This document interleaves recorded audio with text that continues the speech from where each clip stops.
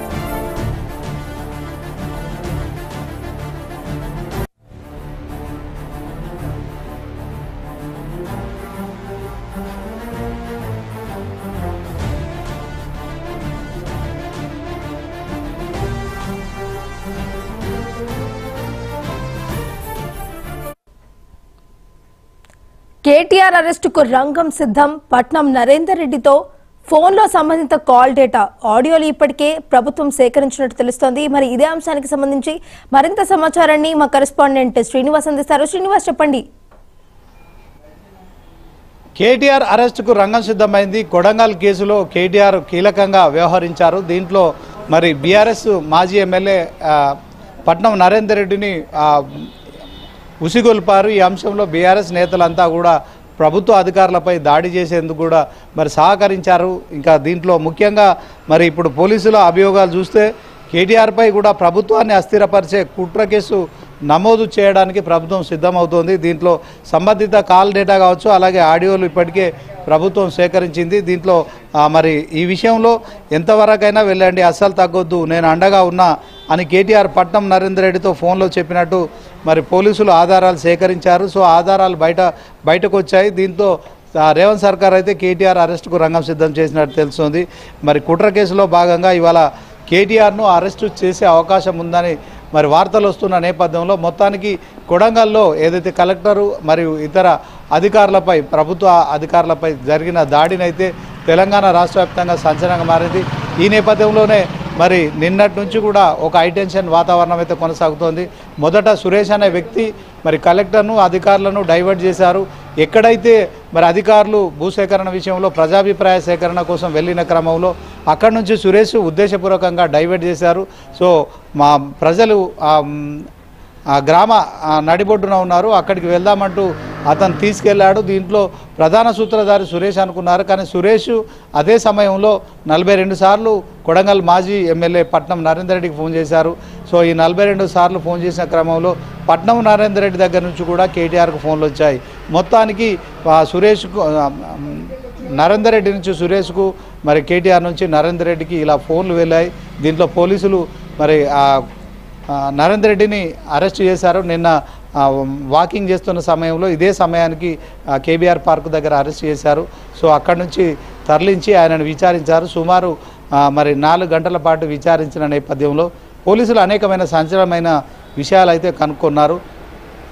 ముఖ్యంగా ఎవరైతే రైతులమని చెప్పుకుంటున్నారో 55 మంది రైతులను పోలీసులు విచారించారు. దాంట్లో అసలు ఏదైతే రగచెర్లలో మరి ఇలాంటి వారికి వ్యవసాయ భూములు లేవు, ఉద్దేశపూర్వకంగానే సుమారు ఒక 20-25 మంది రైతులు వేషంలో అక్కడికి వచ్చారు.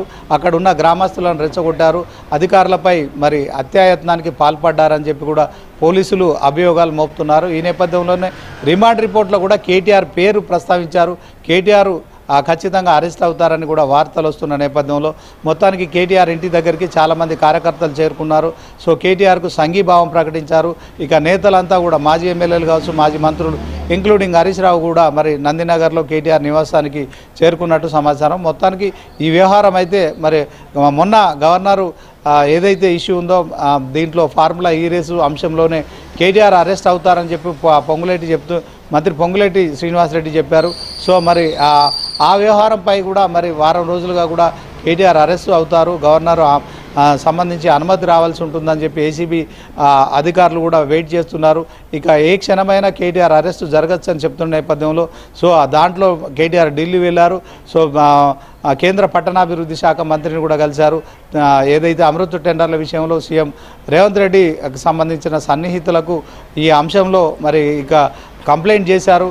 సో మరి అమృత్ టెండర్ల విషయంలో 8,888 కోట్ల రూపాయలు కేంద్రం నుంచి వచ్చిన నిధులను మరి సీఎం బంధువులకు బావమరిదికి ఇచ్చారని చెప్పి కూడా ఫిర్యాదు చేసి రావడం జరిగింది. ఇదే సమయంలో కాంగ్రెస్ కూడా ఆరోపించింది కేటీఆర్ ఈ అరెస్టు భయంతోనే ఫార్ములా ఈ రేసులో 50 కోట్ల రూపాయలు మరి విదేశీ కంపెనీకి చెల్లించారు. దాంట్లో మరి కేటీఆర్ ఆ అరెస్టు నుంచి తప్పించుకోవడానికే ఢిల్లీకి వెళ్ళారు.